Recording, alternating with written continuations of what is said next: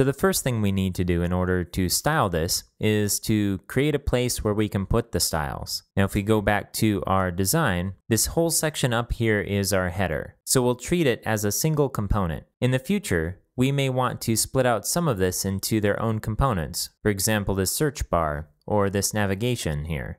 But for now, it seems like all of these structures are really tied in with the header. So we'll just merge it all into a single component. So just like we did with our footer component, let's go to the File Explorer and we'll expand Sass and go into our Components folder, and we'll create a new file here called _site_header.scss. Now just like the footer, we can have multiple headers on our site. So we're just being explicit here that it's the site header and not some other kind of header. Let's open this up in our editor.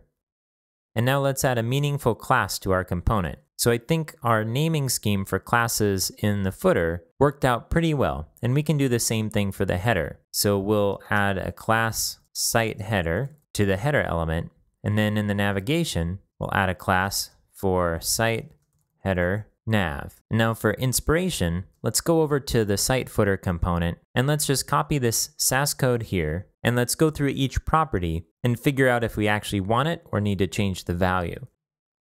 So we'll copy this and I'll paste it in the site header.scss. And now in our site footer, we also had a wrapper selector here for site footer. We're going to add the same thing to our site header. So we'll add .site header. Okay, now remember the ampersand here looks a little weird, but all it does is copy the selector that is containing this. All right, so we're going to go through these really quick. We don't need to text align this. We don't need a specific margin bottom or width, and we don't need to center it, so we'll remove the margins. For the links, the color is going to be different. Let's take a look. So we're looking at a gray of some kind. To me, it looks like a similar color to what we're using for the text. And again, if we look in our base.scss, we can see that we're setting the color to medium darker gray. So let's copy this and jump back over to our site header partial and replace white with that. We're not going to transform the text to uppercase, so we can delete that. We do want to remove the text decoration, and we do want space to the right and left. In this case, however, we can see that with a certain styling, that the space to the right and left is actually part of the link, rather than space between it and the next link. You can see the border around this that indicates that we can click anywhere to the space to the right or left in order to press this. If it didn't work that way, then it would feel a little unintuitive. So in this case, instead of using margins, we're going to use padding. So let's change this to padding left and padding right. And the actual space that we're using is probably going to be a little bit different.